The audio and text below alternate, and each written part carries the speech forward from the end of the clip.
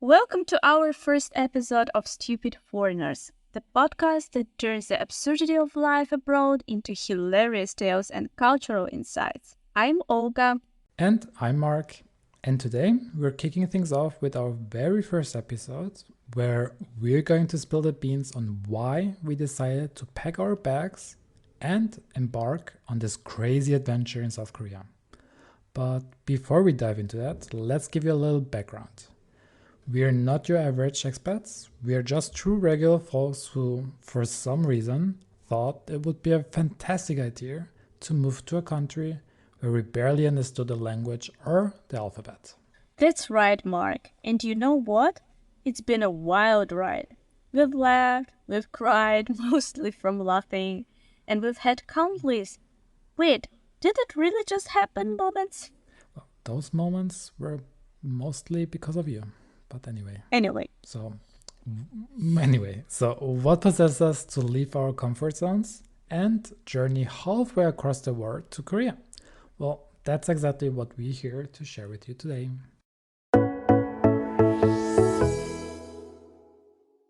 All right, so let's hop aboard the good old time machine and revisit a phase in my life when I was about as lost as a sock in a dryer.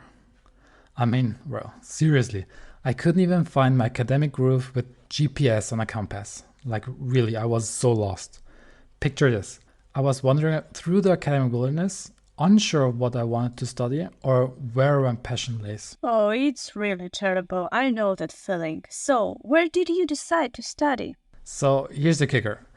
I decided to head over to Canada, the place where they primarily speak English. I thought, hey, what better way to learn English than by going to a place where they, well, speak English, right?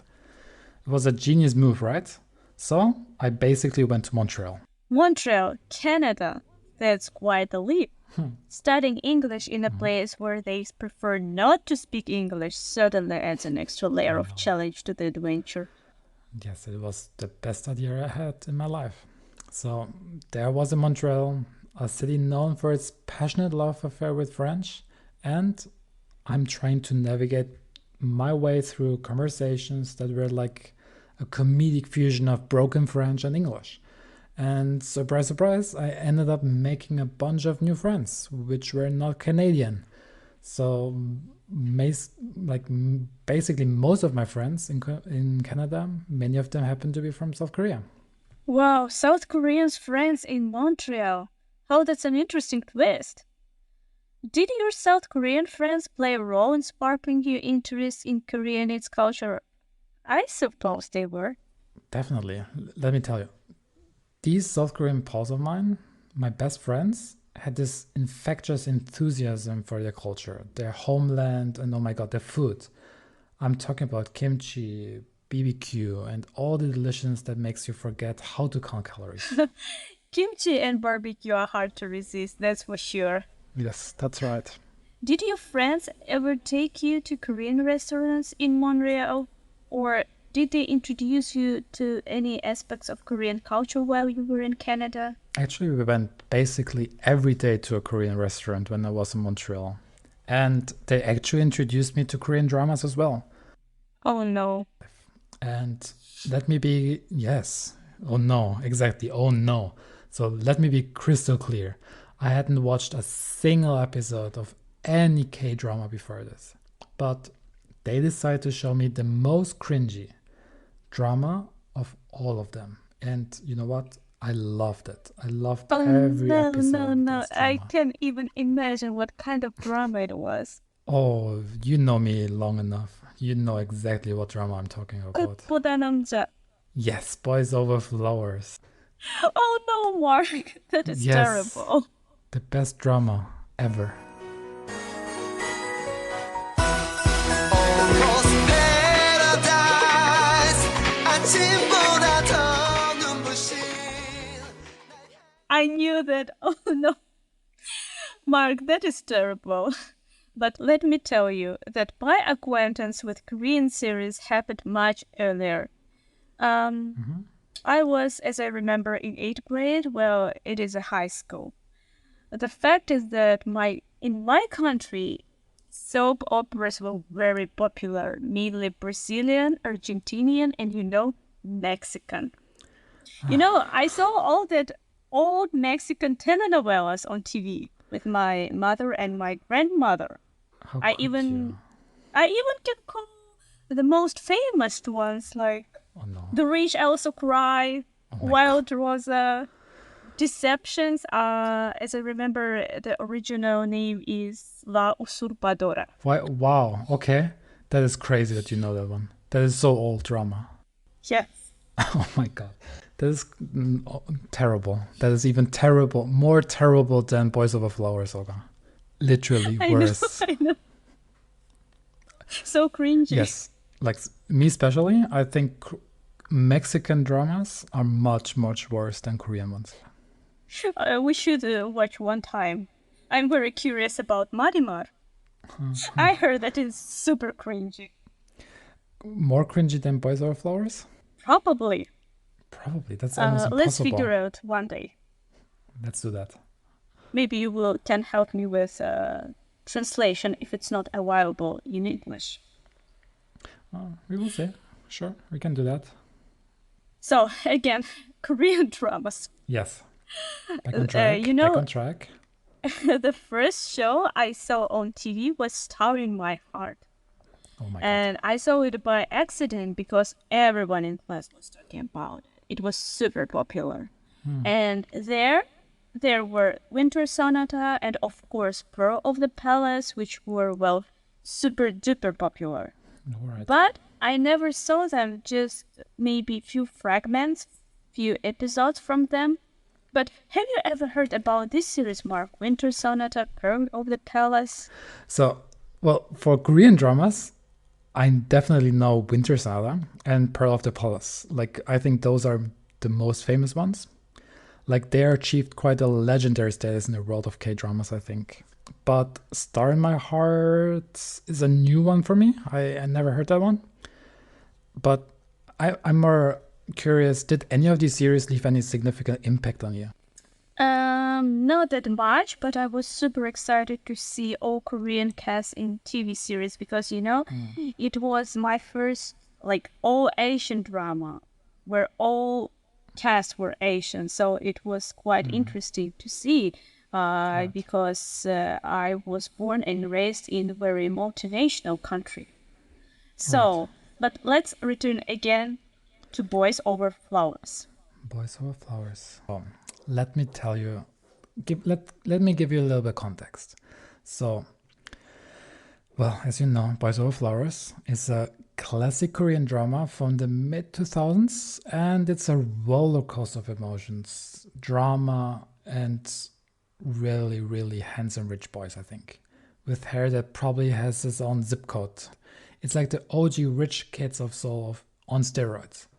It sucked me in like a black hole, and I was binge watching episodes like it was Olympic sports. Oh yes, Boys Over Flowers was cringy. But everyone were obsessed with this drama and, I can't blame them. No, it was not. But after Star in My Heart, I totally forgot about Korean dramas. So let's not count it.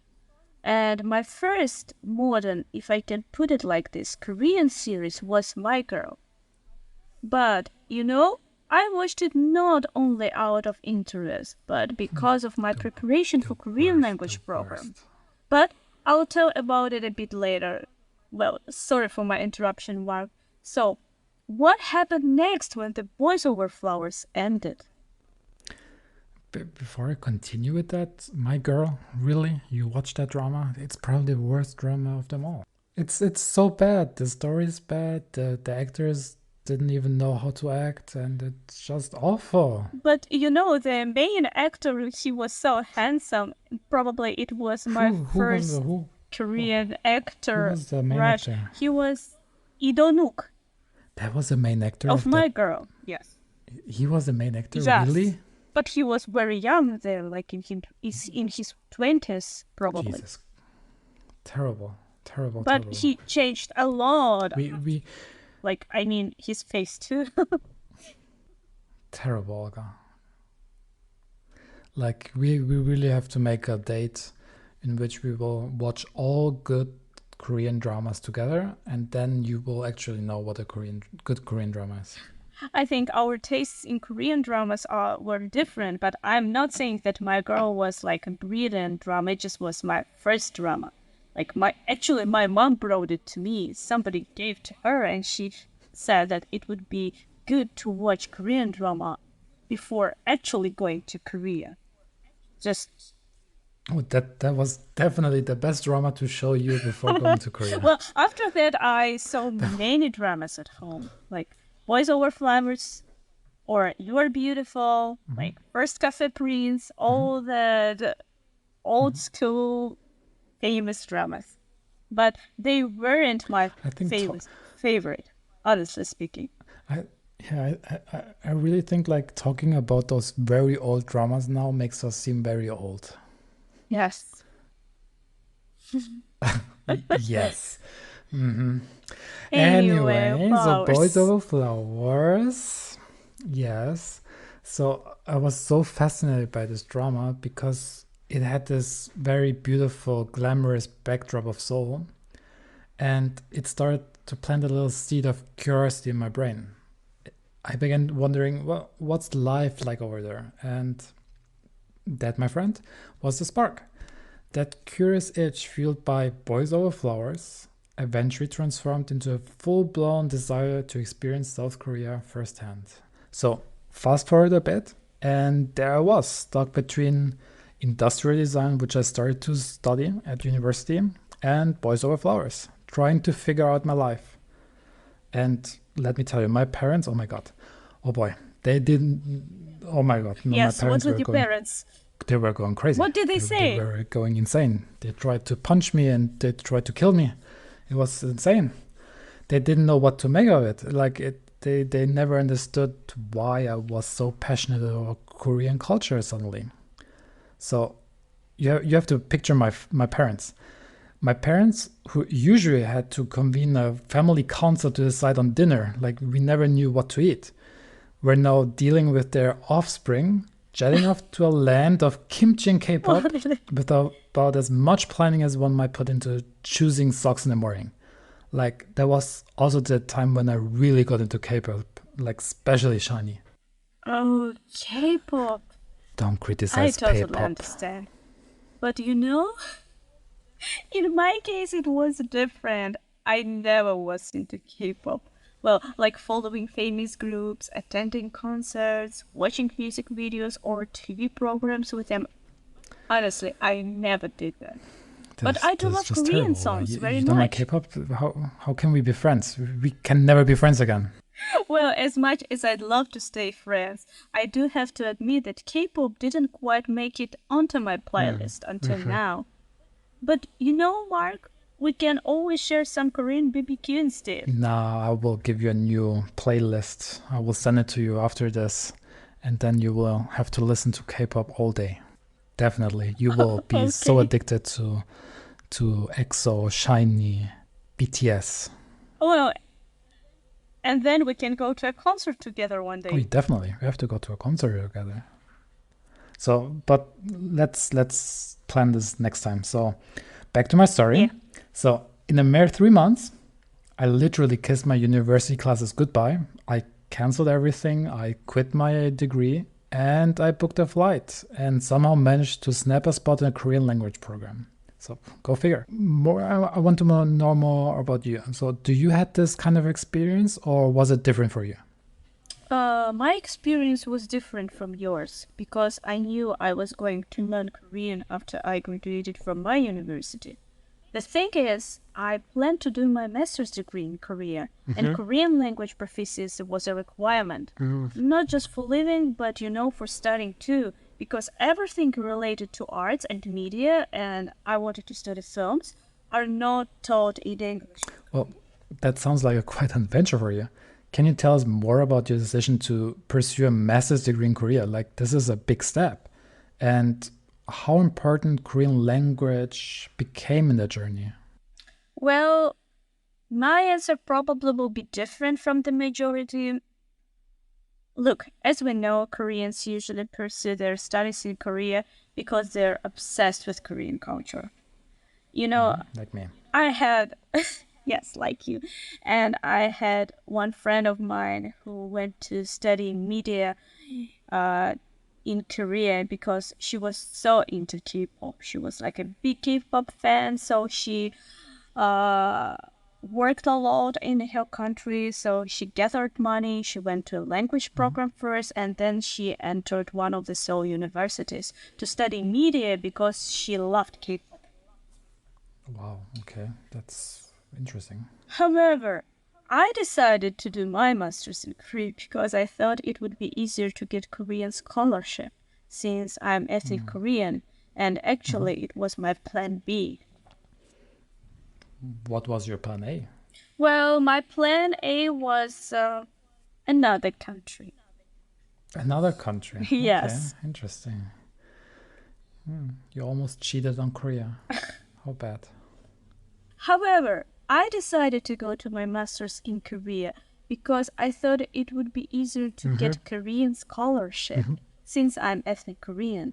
Actually, it was Wow, my okay. plan B. It's so intriguing to hear about your plan B and how being an ethnic Korean factor into your decision. Like for instance, I've heard that some ethnic Koreans might prioritize reconnecting with their cultural roots, while others might be drawn to the educational opportunities and technology advancements in Korea. Did any of these aspects play a role in your choice, or were there any other specific priorities that guided your decision? Well, reconnecting with my cultural roots played a significant role. After all, it is my historical motherland. But to be completely honest, Korean fully funded scholarships were a little bit less competitive than our local scholarships in, let's say, Europe or USA. Okay, yeah, I understand. Yeah, that's a quite pragmatic approach. It's so interesting how the competitiveness of scholarships can often influence our choices, I think. And I think you're right. I've heard that ethnic Koreans can sometimes be given priority when it comes to certain opportunities. Did you, Oh, well, yes. right? So, did you find that this aspect made the scholarship application process smoother for you? Yes, it's true. And less visa problems, and it's very important if you are living abroad. You Oh, know that. yes. Oh, yes. But still, my first attempt to apply for a scholarship was unsuccessful. I couldn't get into the graduate school due to absence of Korean language certificate. I had all my documents prepared, but I didn't know the language. If you're trying to enter a program which is taught primarily or only in Korean, language proficiency is a must. And good that you asked about this importance, Mark, because I've met many students who wish to study in Korea but didn't want to learn the language. Can you believe it? Yeah, it's surprising to hear that some students will want to study in Korea without even having any interest in the language. It's so stupid and it's so crazy. It begs the question, what's their motivation then? Are there specific programs or aspects of studying Korea that might be drawn them in despite not wanting to engage with the language and culture? I have no idea, Mark. Perhaps they're drawn in by the fully funded system because I've met students who like were aware that to get a Korean scholarship might be a little bit easier than to get it, for example, in United Kingdom, of course. Or maybe they're so into K-culture, as you said, they just want to listen to K-pop and visit all the Korean popular places.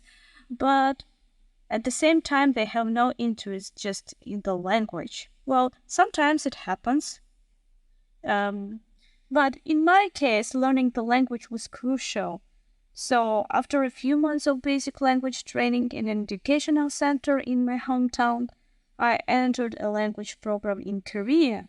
And there I met Mark on the first day of school, and we ended up in the same group. Yes, it was a very terrible day in my life. It was very, very bad to see you there with me in the same classroom. Oh, you really felt like this? Of That's course. quite upsetting. Like thinking back now, it was like, oh my God, 10 years. I know her already 10 years. How can I? How could I manage this? Terrible. Terrible. And we Terrible. were the only non-Chinese students in our group. Do you remember that? Yes, I remember that. We were in a Maybe that's why we class. became friends. Yes, I We stood remember. all Like, our classmates actually were super nice, and I still in connection with some of them. interesting. You know what is also interesting? And the What? only reason why we actually got to be friends is I'm sure you had a crush on me. Who said it to you? It's just a feeling, right? You feeling might be wrong. I don't think so. Well, it looks like we've got a juicy story for the next episode, don't Definitely. we? We'll figure this out together. So, thank you for joining us today on this entertaining journey down memory lane. We hope you enjoyed hearing about my adventures in Montreal and Olga's master plan. And make sure to tune in next week for more hilarious anecdotes and surprises from our lives as stupid foreigners in South Korea. Until then, stay curious, stay entertained, and as always, stay stupidly awesome. Bye bye! Bye bye.